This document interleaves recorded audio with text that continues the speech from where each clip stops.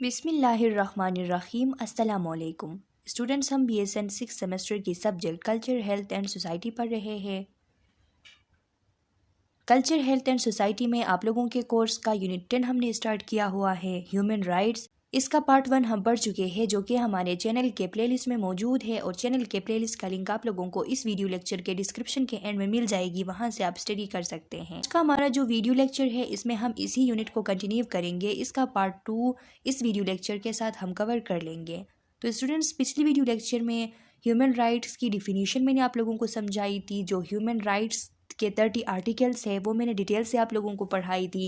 इसके अलावा कुछ की फीचर्स ह्यूमन राइट्स के मैंने आप लोगों को बताई थी, और जो 5 कैटेगरीज है ह्यूमन राइट्स के वो भी मैंने आप लोगों को समझा दी थी। आज हम पढ़ेंगे ह्यूमन राइट के इम्पोर्टेंस के बारे में, कि जो ह्यूमन राइट्स दिए गए हैं इस तरीके से इनको एक ख़ास जो है वो एक निज़ाम के तहत चलाया जा रहा है, इनको मेंटेन रखने की कोशिश की जा रही है। तो ये क्यों इनकी इम्पोर्टेंस क्या है एक ह्यूमन लाइफ के लिए। लिखा है, Human rights protect us and they allow us to build societies that are safe, prosperous and generally desirable to live in। ये जो ह्यूमन राइट्स होते हैं तो ये हमें प्रोटेक्ट करते हैं। इन्हीं की वजह से हम ऐसे सोसाइटीज़ में रह रहे हैं कि जो सेफ़ है हमारे लिए, प्रॉस्परस है हमारे लिए, उसमें वो जनरली हमारे रहने के काबिल है। जैसा सोसाइटी हम चाहते हैं वैसे सोसाइटी वो इसलिए बन गए हैं क्योंकि हमारे राइट्स होते हैं as a human.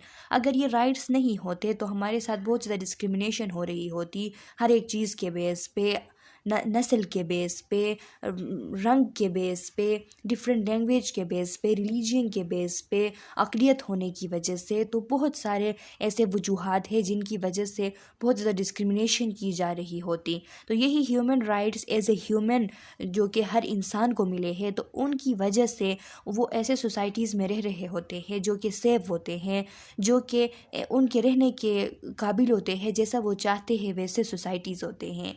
Human rights give us the power to speak up and share our opinion with everyone else, especially those in power। यही ह्यूमन राइट्स है जो कि हमें पावर देती हैं, हमें पावरफुल बनाती है कि हम बात कर सके, अपनी बात, हम अपनी राय जो है वो किसी के सामने पेश कर सके, ख़ास करके उन लोगों के सामने जो कि बहुत ज़्यादा पावरफुल होते हैं, जो कि बहुत ज़्यादा पावरफुल या तो वो किसी बड़े ओहदे पे होते हैं, या तो बहुत ज़्यादा अमीर होते हैं, या कोई लीडर होते हैं। तो उन लोगों के सामने हम तभी अपने ओपिनियन रख पा रहे हैं कि क्योंकि यही ह्यूमन राइट्स है, एज ए ह्यूमन जो हमें राइट्स मिले हैं। वरना अगर ये नहीं होते तो हम ऐसा नहीं कर पाते, हमें इजाज़त ही नहीं होती कि हम अपना राय जो है वो जाहिर कर सके ऐसे लोगों के सामने जो कि बहुत ज़्यादा पावरफुल होते हैं।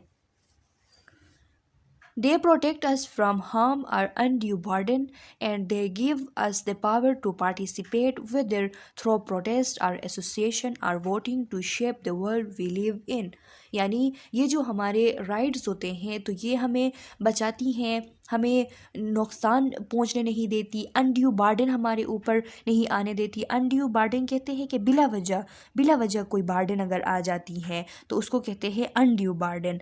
तो उससे हमें बचाती हैं। इसके अलावा हमें ये पावर देती है कि हम पार्टिसिपेट कर सके इस वर्ल्ड को जहाँ हम रहते हैं, तो इसको शेप करने में, इसके अंदर जो मामलात होते हैं तो उसमें हम पार्टिसिपेट कर सकें। चाहे वो प्रोटेस्ट के थ्रू हम करते हैं, यानी एहतिजाज के थ्रू हम करते हैं, कोई एसोसिएशन बना के करते हैं, चाहे हम अपने लिए गवर्नमेंट के लीडर सेलेक्ट करने के लिए वोटिंग करते हैं। तो ये सब हमें कौन हमें ये सब प्रोवाइड करती है? तो ये हमारे राइट्स है, एज ए ह्यूमन जो हमें राइट्स मिले हैं, तो वही राइट्स हमें अलाउ करती हैं, हमें प्रोवाइड करती है कि हम इस तरीके से इनमें पार्टिसिपेट कर सकें। They also give us individual freedom to do the things we want. और इंडिविजुअल फ्रीडम भी हमें प्रोवाइड करती हैं कि जो हम चाहते हैं वो हम इंडिविजुअली करते हैं। To practice the religion of our choosing. जो रिलीजन हम चूज़ करना चाहते हैं वो अपनी मर्ज़ी से चूज़ करते हैं और उसको प्रैक्टिस करते हैं।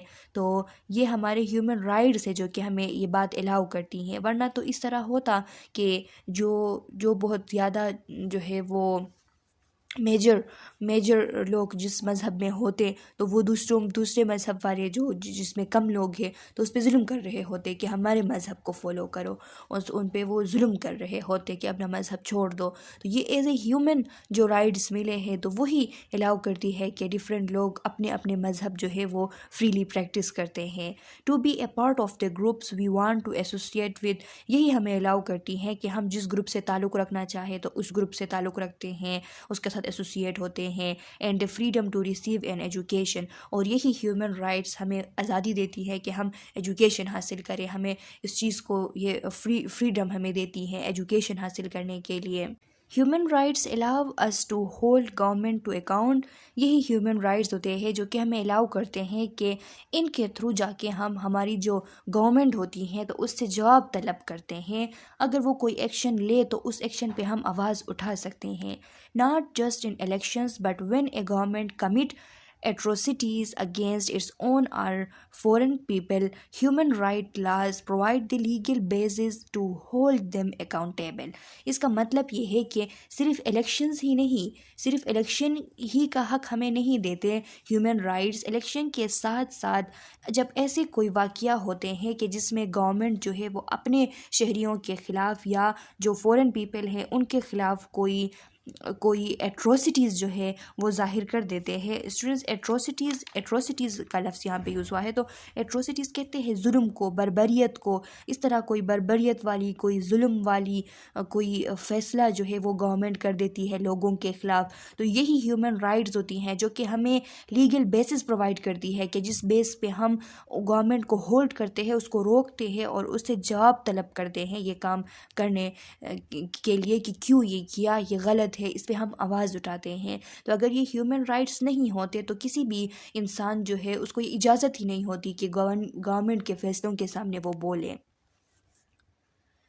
Right based approach to health, अब देखिए स्टूडेंट्स के राइट जो हमारे ह्यूमन राइट्स है तो वो किस तरह उनकी हेल्थ तक अप्रोच होती हैं, उनकी वजह से हमें हेल्थ अप्रोच जो है वो कैसे हासिल होती हैं। तो ज़ाहिरी सी बात है, यहाँ पे लिखा है follow the principles of availability, accessibility, acceptability and quality of health services.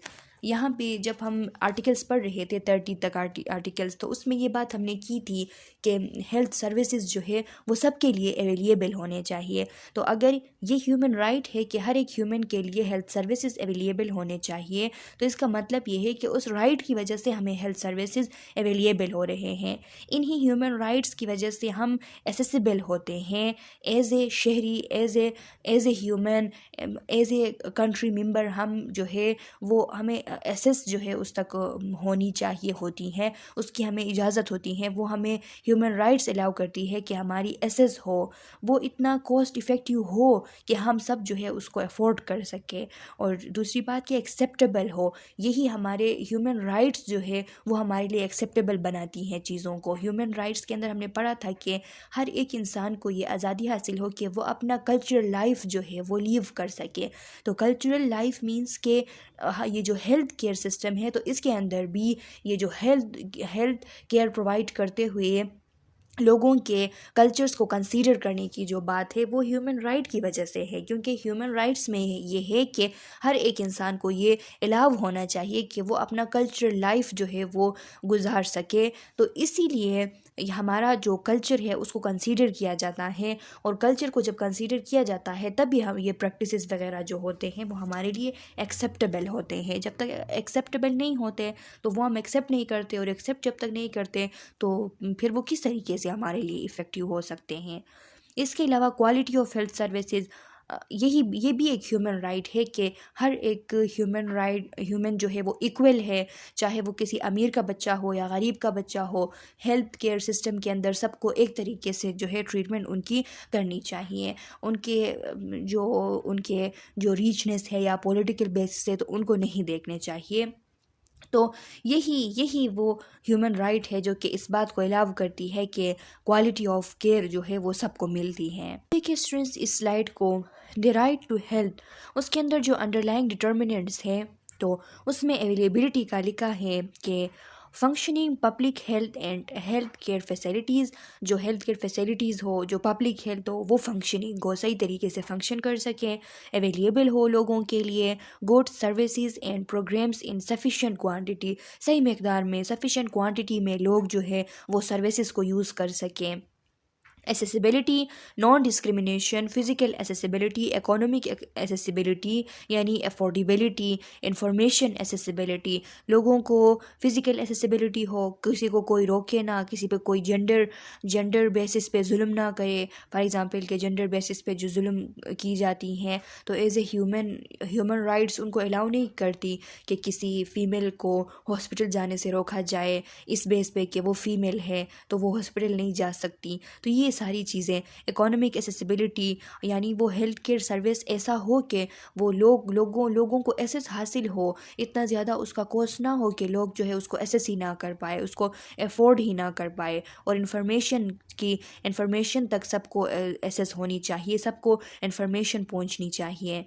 Acceptability, वो रिस्पेक्टफुल हो of medical ethics and culturally appropriate. देखिए मेडिकल एथिक्स के हिसाब से वो रिस्पेक्टफुल हो और वो कल्चरली अप्रोप्रिएट हो, sensitive to age and gender हो। तो ये अगर ऐसा है तो ये किस वजह से है? ये ह्यूमन राइट की वजह से है। ह्यूमन राइट ही इन सारी चीज़ों को डिटरमिन करती हैं।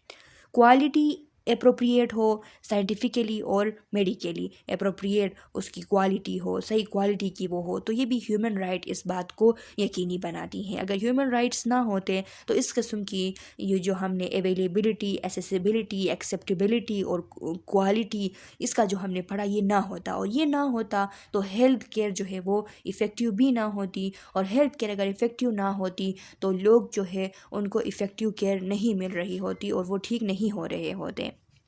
क्लाइंट सेंटर्ड केयर है। Client centred care is about treating a person receiving health care with dignity and respect and involving them in all decisions about their health. Client centred care किसे कहते हैं? ये एक ऐसी care होती है कि जिसमें हम जो बंदा हेल्थ केयर रिसीव कर रहा होता है तो उसको अगर हम डिग्निटी और रिस्पेक्ट से अगर हेल्थ केयर प्रोवाइड करें, उसके एहतराम को मद्देनज़र रखते हुए, उसकी रिस्पेक्ट करते हुए, और डिसीजन मेकिंग के अंदर उनके हेल्थ के बारे में जो हम डिसीजन बना रहे हैं तो उसमें उनको इन्वॉल्व करें, तो ये क्लाइंट सेंटर्ड केयर कहलाती है। This type of care is also called person centred care और पेशेंट सेंटर्ड केयर। इसको हम पर्सन सेंटर्ड केयर भी कहते हैं और पेशेंट सेंटर्ड केयर भी कहते हैं, ये बात आपने याद रखनी है। It is an approach that is link to a person's health care rights. ये एक ऐसी अप्रोच है जो कि एक हेल्थ केयर राइट्स जो होते हैं तो उनके साथ लिंक्ड है। Health care rights, human rights जो है वही हेल्थ केयर के अंदर भी उनको इस्तेमाल किया जाता है, और हेल्थ केयर के अंदर जो वो फॉलो होती हैं तो वो हेल्थ केयर राइट्स कहलाती हैं, और हेल्थ केयर राइट्स ही इस बात को यकीनी बनाती हैं कि क्लाइंट सेंटर्ड केयर जो है वो प्रोवाइड किया जाए। Nurses role in client centred care. अब नर्सिस का क्या रोल है कि वो किस तरीके से क्लाइंट सेंटर्ड केयर जो है वो कर सकती हैं? तो सबसे पहला है कि एसेस टू केयर, नर्सिस इस बात को यकीनी बनाए कि लोगों को सही तरीके से एसेस हो केयर तक, वो लोगों को सर्विसेज का बताए। कम्युनिटी हेल्थ नर्सिस जो होती हैं वो डिफरेंट सर्विसेज से आगाह करती है लोगों को। इसके बाद पेशेंट प्रेफरेंसेस, पेशेंट में प्रेफरेंसेस को वो देखे कि कौन सा उनकी जो है मेजर प्रॉब्लम क्या है, प्रायोरिटीज़ क्या है। इंफॉर्मेशन एंड एजुकेशन, उनको इंफॉर्मेशन प्रोवाइड करना, उनको एजुकेशन प्रोवाइड करना, उनके हेल्थ के बारे में, डिफरेंट सर्विसेज के बारे में, उनके जो मेडिकेशन प्रिस्क्राइब्ड है उनके बारे में, उनकी अगर कोई सर्जिकल प्रोसेस होने वाली है तो उसके बारे में। कोऑर्डिनेशन, अपने जो दूसरे स्टाफ्स होते हैं, जो दूसरे हेल्थ केयर मेंबर्स होते हैं तो उनके साथ कोऑर्डिनेशन में काम करना। इमोशनल सपोर्ट पेशेंट को प्रोवाइड करना। फ़िज़िकल कंफर्ट प्रोवाइड करना, यानी अगर एक वार्ड के अंदर पेशेंट्स है तो वहाँ पे ज़्यादा जो है नॉइज़ को बंद करना, ज़्यादा लोगों का वहाँ पे आना जाना और अब उनको जो है उनके सुकून को हार्म करना तो उसको ख़त्म करना, और वो लाइट वगैरह का वहाँ पे ठीक होना, ये सब फिज़िकल कंफर्ट में आती हैं। फैमिली एंड फ्रेंड्स को भी इन्वॉल्व करना, ताकि उनकी फैमिली, उनकी फ्रेंड्स जो है वो अगर फैमिली इन्वॉल्व हो तभी जाके उसकी जिस किस्म की भी केयर हो तो वो मज़ीद इफ़ेक्टिव बन सकती हैं। और कंटिन्यूटी एंड ट्रांजिशन, उसके केयर को कंटिन्यू रखना और उसमें ट्रांजिशंस की अगर ज़रूरत हो, किसी फेज़ में आके उसको जो है डिस्चार्ज करने की ज़रूरत हो और फिर जिस वक्त उसको दोबारा फॉलो अप करने की ज़रूरत हो या किसी दूसरी जगह उसको रिफ़र करने की ज़रूरत हो, तो ये ट्रांजिशंस में आती हैं। तो ये सारी चीज़ें अगर एक नर्स जो है वो करती हैं पेशेंट के लिए, तो फिर वो केयर वाइल प्रोवाइडिंग केयर, तो वो केयर कहलाती हैं क्लाइंट सेंटर्ड केयर। अच्छा स्टूडेंट्स, अब बात आ गई पॉवर्टी की। पॉवर्टी, गुर्बत क्या होती हैं। ये एक प्रोफेसर थे गिलियन एंड गैलिन जो है, इन्होंने पॉवर्टी को इस तरह डिफ़ाइन किया है कि a condition in which a person either because of inadequate income or unwise expenditures does not maintain a scale of living high enough to provide for his mental and physical efficiency and to enable him and his natural dependents to function usually according to the standards of a society of which he is a member। यानी इसका मतलब ये है कि इन्होंने कहा कि poverty एक ऐसी कंडीशन है कि जिसमें एक बंदा, चाहे उसकी इनकम जो है वो या तो इनएडिक्वेट होती हैं, काफ़ी नहीं होती उसके लिए, या उसके इतने ज़्यादा एक्सपेंडिचर्स होते हैं, अनवाइज एक्सपेंडिचर्स, जिसकी वजह से उसकी जो इनकम है वो उसके लिए जो है बिल्कुल काफ़ी ही नहीं रहती, उसकी ज़रूरियात जो है उनको पूरा नहीं कर पाती। तो इस वजह से क्या होता है कि वो बंदा एक स्केल ऑफ लिविंग जो है हाई इनफ टू प्रोवाइड, एक ऐसी स्केल ऑफ लिविंग जो कि उसके मेंटल और फिज़िकल एफिशिएंसी जो है उसको ना प्रोवाइड कर सके, तो उसको वो मेंटेन नहीं कर पाता। यानी एक ऐसी वो लाइफ नहीं गुजार पाता कि जिसमें वो मेंटली और फिज़िकली जो है एफिशिएंसी उसको हो, वो फिज़िकली और मेंटली जो है काल्म महसूस करे इस चीज़ से रिलेटेड कि वो अपनी ज़िम्मेदारियां जो है वो सही तरीके से निभा रहा है, उस पर जो लोग डिपेंडेंट है तो उनकी ज़रूरियात सही तरीके से पूरी हो रही है और वो अपने जिस सोसाइटी में वो रह रहा है और उस सोसाइटी के अंदर जो लोग जिस स्टैंडर्ड से रह रहे हैं तो वो भी उस स्टैंडर्ड से रह रहा है या नहीं। तो अगर इसको वो नहीं पूरा कर पा रहा कि वो एक सोसाइटी के अंदर है और उस सोसाइटी के अंदर दूसरे लोग जिस स्टैंडर्ड से रह रहे हैं वो उस स्टैंडर्ड से नहीं रह पा रहा, जो लोग नेचुरली उस पर डिपेंडेंट है, नेचुरल डिपेंडेंट उन लोगों को कहते हैं जो कि फाइनेंशियल सपोर्ट के लिए किसी और पे डिपेंडेंट होते हैं। जैसा कि एक बच्चे जो होते हैं वो अपने पेरेंट्स के ऊपर डिपेंडेंट होते हैं फाइनेंशियली, बच्चे जो होते हैं, तो इनको कहा जाता है नेचुरल डिपेंडेंस। या एक वाइफ जो है वो अपने हस्बैंड के ऊपर डिपेंडेंट होती है तो उसको कहा जाता है नेचुरल डिपेंडेंट, कि वो अगर हाउस वाइफ है, वो कोई जॉब नहीं करती तो वो बिल्कुल डिपेंडेंट होती है फाइनेंशियली हस्बैंड के ऊपर, तो वो भी नेचुरल डिपेंडेंट में आती हैं। तो ये जो लोग होते हैं उनकी ज़रूरियात को वो नहीं पूरा कर पाता और ख़ुद के फ़िज़िकल और अपने मेंटल एफिशिएंसी के मुताबिक वो अपनी ज़रूरियात को नहीं पूरा कर पाता, तो ये पॉवर्टी कहलाती हैं। और ये डिफिनीशन गिलियन एंड जो गिलन थे उन्होंने दी हुई थी। इसके अलावा पॉवर्टी को हम इस तरह भी डिफ़ाइन कर सकते हैं कि poverty refers to the lack of adequate financial resources such as that individual household and entire communities do not have the means to subsist or acquire the basic necessities for the flourishing life. This means being so poor as to struggle to obtain food, clothing, shelter and medicine। यानी poverty उसको कहते हैं कि जिसमें financial जो resources है वो adequate नहीं होते हैं एक इंसान के लिए, उसके घर के लिए, उस कम्युनिटी के अंदर। अगर एक कम्युनिटी जो है और उसको हम कहते हैं कि ये कम्युनिटी पॉवर्टी का शिकार है, तो वो ऐसी कम्युनिटी होती है कि वो अपनी जो जितने भी उसके सबसिस्ट कहते हैं स्टूडेंट्स के जो सोर्सेज होते हैं जिनसे फूड और दूसरे जो नेसेसरी आइटम्स होते हैं वो लिए जाते हैं, वो हासिल किए जाते हैं, तो इसको हम सबसिस्ट कहते हैं। तो वो उनके पास ना हो या फिर वो जो बेसिक नेसेसिटीज़ उनके लाइफ को फ्लोरिश करने के लिए, लाइफ को ग्रो करने के लिए जो चाहिए होते हैं उनको वो एक्वायर ना कर सके, तो ये पॉवर्टी कहलाती हैं। इसका मतलब ये है कि इतना गरीब होना कि फ़ूड के लिए, कपड़ों के लिए, शेल्टर के लिए यानी घर के लिए और मेडिसिन के लिए बहुत ज़्यादा स्ट्रगल करना पड़े, तो इसको कहते हैं poverty. Poverty is both an individual concern as well as broader social problem. Poverty जो है इंडिविजुअल कंसर्न तो वो है ही, क्योंकि एक इंसान जो पॉवर्टी का शिकार होता है तो उसकी ज़िंदगी बहुत मुश्किल होती है, हर एक चीज़ के लिए उसको जो है दर दर के ठोकरे खाने पड़ते हैं। इसके अलावा ये एक सोशल प्रॉब्लम भी है। सोशल प्रॉब्लम इस सेंस में कि अगर एक फैमिली जो है वो पॉवर्टी का शिकार है, अगर एक कम्युनिटी पॉवर्टी का शिकार है, अगर एक सोसाइटी पॉवर्टी का शिकार है, तो वो पूरे मुल्क की जो इकोनॉमिक सिस्टम है उस पे बर्डन होती हैं। पूरी मुल्क की जो इकोनॉमी होती है वो फिर ठीक नहीं होती, और इस तरह पूरा मुल्क जो है वो तरक्की सही तरीके से नहीं कर पाता। देखिए लिखा है, ऑन द इंडिविजुअल और household level not being able to make ends meet can lead to a range of physical and mental issues. अगर हम इंडिविजुअल के हद तक इसको देखें, एक घर के हद तक, एक घर के लेवल तक अगर देखें, तो एक घर के अंदर एक इंडिविजुअल अगर अपने घर के लोगों की और अपनी जो ज़रूरियात है उसको सही तरीके से पूरा नहीं कर पाता तो उसको रेंज ऑफ फिज़िकल और मेंटल इश्यूज़ हो सकते हैं।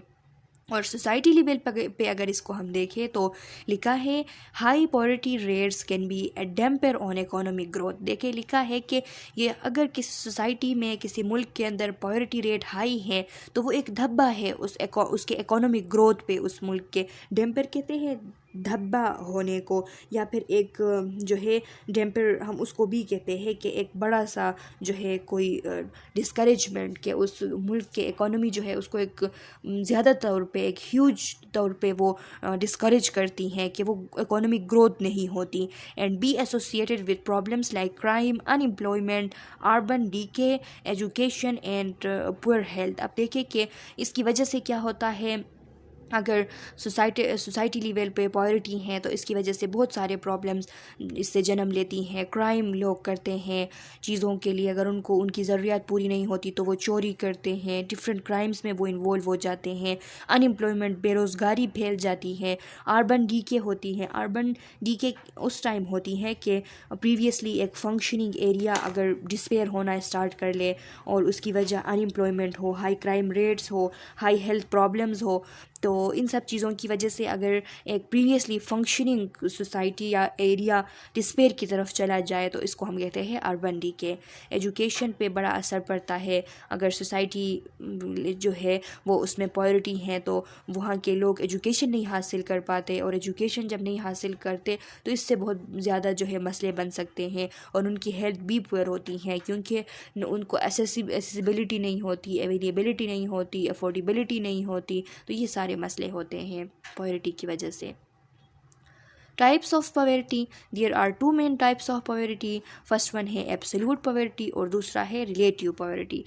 एब्सोल्यूट पॉवर्टी वो पॉवर्टी है स्टूडेंट्स के, इसके अंदर वो लोग अपने जो बेसिक नीड्स होते हैं, बेसिक जैसे कि रोटी, कपड़ा, मकान, उसको वो नहीं पूरा कर पाते, तो इसको हम एब्सोल्यूट पॉवर्टी कहते हैं। और रिलेटिव पॉवर्टी वो पॉवर्टी के जिसके अंदर लोग अपने बेसिक नीड्स को पूरा कर पाते हैं, लेकिन उसके सोसाइटी के जो दूसरे लोग होते हैं तो उनके रिलेशन में अगर देखा जाए तो वो जो लोग ज़्यादा अपनी लाइफ को खुशहाल बना देते हैं, वो ज़्यादा अमीर होते हैं, वो ज़्यादा जो है अफोर्डेबिलिटी रखते हैं, और उनके जैसा अफोर्डेबिलिटी अगर एक फैमिली ना रख सके तो वो फैमिली कहलाएगी कि ये रिलेटिव पॉवर्टी में है, जिसके बेसिक नीड्स पूरे हैं लेकिन सोसाइटी के जो दूसरे लोग स्टैंडर्ड लाइफ जो गुजार रहे हैं तो उनकी तरह उनकी लाइफ नहीं है, तो ये रिलेटिव पॉवर्टी होती है। देखिए एब्सोल्यूट पॉवर्टी के अंदर लिखा है, individual is not able to maintain a minimum decent standard of living. Decent standard of living कहते हैं उस स्टैंडर्ड ऑफ लिविंग को कि जिसमें जो बेसिक रिक्वायरमेंट्स होते हैं वो पूरे होते हैं, फूड, शेल्टर और सोशल सेफ्टी लोगों को हासिल होती हैं। तो इस स्टैंडर्ड को हम कहते हैं डिसेंट स्टैंडर्ड ऑफ लिविंग, जो कि बेसिक स्टैंडर्ड ऑफ लिविंग है। तो अगर कोई इंसान अपने फैमिली के लिए और अपने लिए इसको ही पूरा नहीं कर पा रहा तो वो इंसान कहलाएगा कि ये एब्सोल्यूट पॉवर्टी का शिकार है।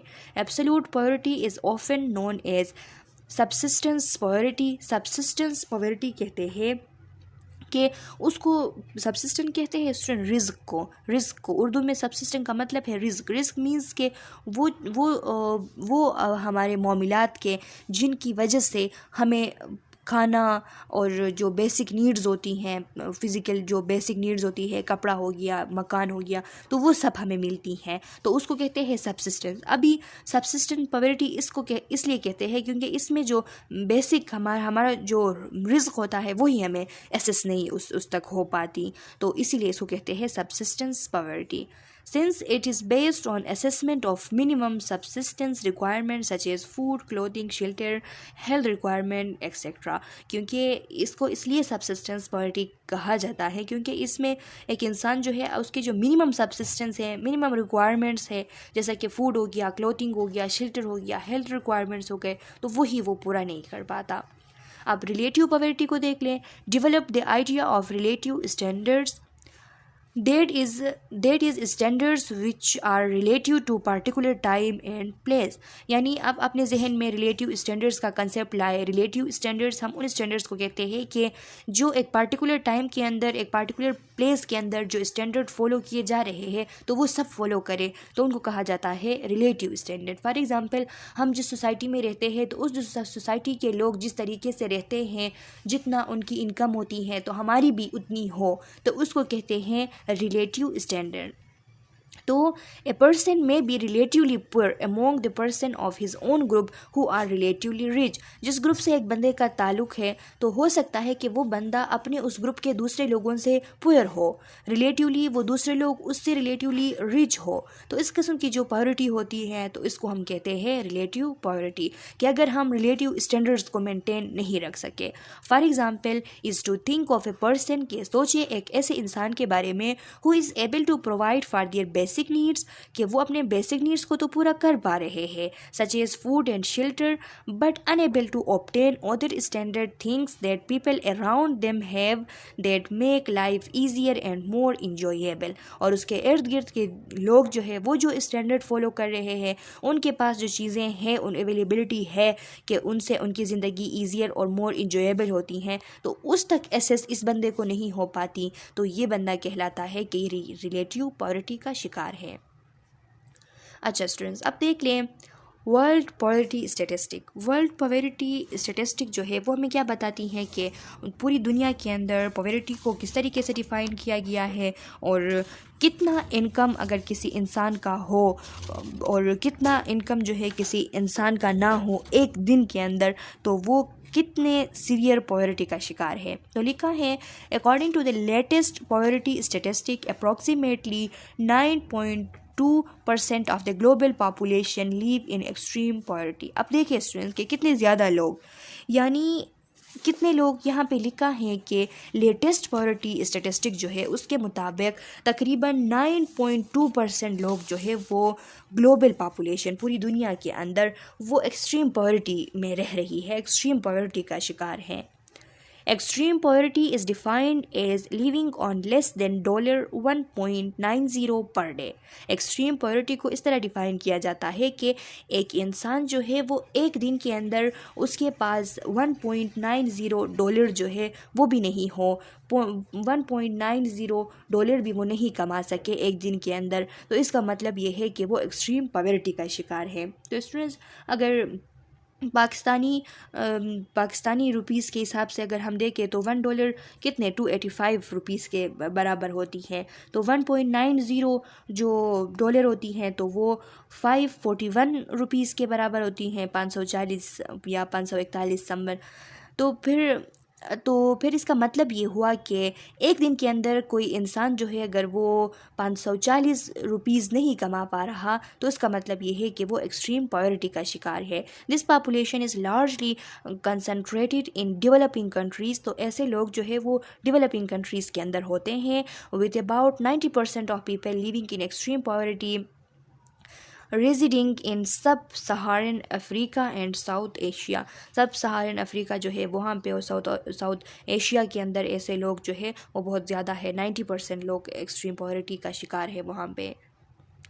In addition to those living in extreme poverty, about 26% of global population live in moderate poverty. इसके अलावा कि 90% लोग जो है वो एक्सट्रीम पॉवर्टी का शिकार है, तो 26% लोग जो है वो मॉडरेट पॉवर्टी का शिकार हैं। मॉडरेट पॉवर्टी क्या होती है? Is defined as living on between $1.90 and $3.20 per day, के $1.90 से लेके $3.20 पर डे कोई लोग जो कमा रहे होते हैं तो वो मॉडरेट पॉवर्टी का शिकार होते हैं। तो ये $3.20 जो है वो 910 के 912 इतने रुपीस के बराबर होती हैं। तो एक दिन में अगर कोई इतना रुपीस कमा रहा हो यानी 1000 तक, तो वो मॉडरेट पॉवर्टी के अंदर आते हैं। Efforts to reduce poverty and income inequality have made significant progress in recent decades, with the percentage of global population living in extreme poverty falling from about 36% in 1990 to 9.2% in 2022। यानी बहुत सारे efforts जो है वो किए जा रहे हैं ताकि पॉवर्टी को कुछ हद तक जो है उसको ओवरकम किया जा सके, और ये जो इनकम इनइक्वालिटी है तो उसको थोड़ा जो है वो कम किया जा सके। और काफ़ी प्रोग्रेस भी हुई है, लोगों की कोशिशें जो है वो कामयाब हो चुकी हैं। और 1990 में देखा गया था कि जो ग्लोबल जो पॉवर्टी रेट है पॉपुलेशन का तो वो 36% था, और अभी 2022 में दोबारा जब इसका स्टेटिस्टिक निकाला गया तो वो 9.2% तक आया। तो इतना अभी पॉवर्टी रेट जो है वो कम हो चुकी है ग्लोबली। SDGs को देख ले स्टूडेंट्स, जब मैं आप लोगों को कम्युनिटी हेल्थ नर्सिंग पढ़ा रही थी, community health nursing 2 5th semester में, तो मैंने आप लोगों के साथ ये सस्टेनेबल डेवलपमेंटल गोल्स के बारे में लेक्चर शेयर की थी, या किसी लेक्चर के अंदर मैंने आप लोगों को बताई थी, लेकिन मैं आप लोगों को इनके बारे में पढ़ा चुकी हूँ कि ये 17 गोल्स है सस्टेनेबल डेवलपमेंटल गोल्स, जो कि 2015 को ये स्टार्ट हुई थी। ये एक एजेंडा बना था कि 2015 से लेके 2030 तक इनका ये एक एजेंडा है कि 2030 तक ये जितने भी 17 गोल्स इन्होंने रखे हुए हैं तो उनको ये अचीव करेंगे। तो उन पे बहुत ज़्यादा जो है वो काम कंटिन्यू है, और वो काफ़ी हद तक अपने मकासद जो है उनको अचीव भी कर रहे हैं।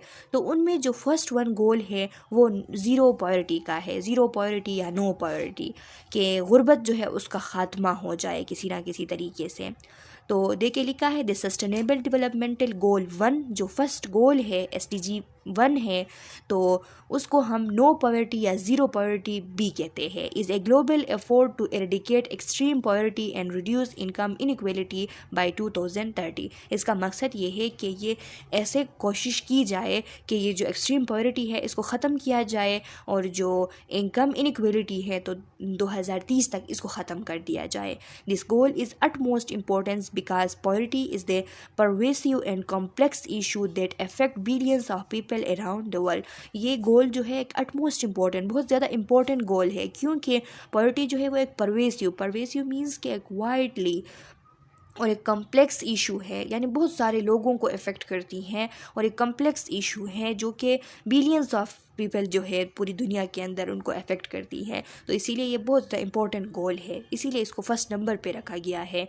It can have serious consequences for individuals, communities and economies including poor health, limited access to education and other essential services and reduced economic opportunity. आप देखें कि इसके बहुत सारे नेगेटिव कंसिक्वेंसेस होते हैं लोगों के लिए, कम्युनिटीज़ के लिए, कंट्रीज़ के अंदर इकोनॉमीज़ के लिए, कि लोगों के पुअर हेल्थ को देख ले कि किस तरीके से पॉवर्टी जो है वो हेल्थ को अफेक्ट करती है, उनको पॉवर्टी की वजह से एजुकेशन की एक्सेस नहीं होती, और दूसरे जो एसेंशियल सर्विसेज है उस तक उन लोगों की एक्सेस नहीं होती पॉवर्टी की वजह से, और इकोनॉमिक अपॉर्चुनिटी बहुत ज़्यादा कम होती हैं। अच्छा स्टूडेंट्स, तो इसके बाद आती हैं थ्योरीज़ रिलेटेड टू पॉवर्टी। ये हम नेक्स्ट वीडियो लेक्चर में डिस्कस करेंगे। मैं उम्मीद करती हूँ कि आप लोगों को आज का ये लेक्चर समझ आ गया है सही तरीके से। फिर भी कोई क्वेश्चन, कोई कन्फ्यूजन है तो कमेंट सेक्शन में अपना क्वेश्चन डाल लें। मैं नेक्स्ट वीडियो लेक्चर में इसका लास्ट पार्ट 3 जब आप लोगों को पढ़ाऊँगी तो आप लोगों के क्वेश्चन का आंसर करूँगी। तब तक के लिए अल्लाह हाफिज़।